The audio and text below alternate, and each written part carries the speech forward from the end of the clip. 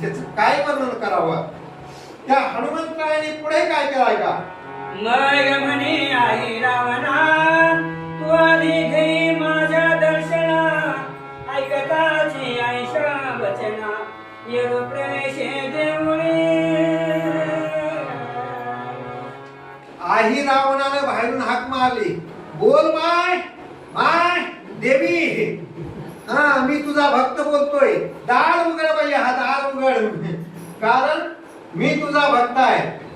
कुणालाच नाही आधी मला तुझं दर्शन व्हायला पाहिजे. आधी मी तुझं दर्शन घेणार आहे. देवीला भीतीच पाहिजे होती. देवी सांगते आधी याचा काढता मी काढतो. मग आई रावणाला असं म्हणल्याबरोबर देवी प्रसन्न झाली. दार उघडलं. दार उघडल्यावर आई रावण मध्ये गेला. हा जैसा पंचाननाचे दरिता वारण प्रवेशे उमत ही व्याघ्राशे जायत मृगा कर्मात संचर.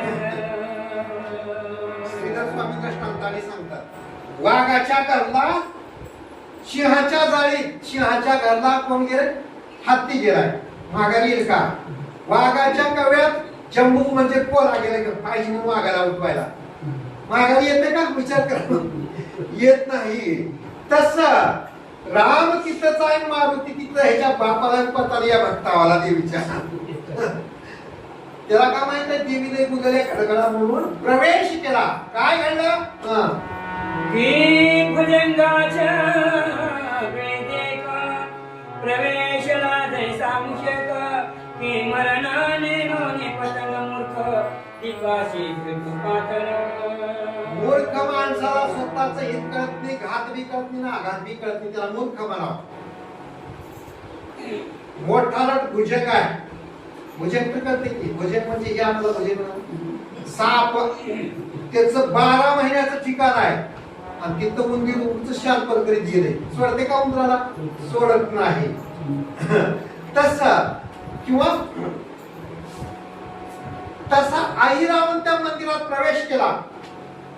जाणून बुजून वाघाच्या घरला काय गेल्यावर सोडते का. सोडत नाही. तसं मरणोन्मुख झालेला आई रावण त्याच्यात एकच अभिमान होता.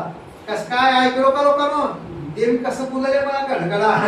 अरे मूर्खा हे तर तुझा अज्ञान आहे. ती देवी नव्हती तुझा काळ होता. गेला मध्ये काय घडलं. तैसा प्रवेश आहे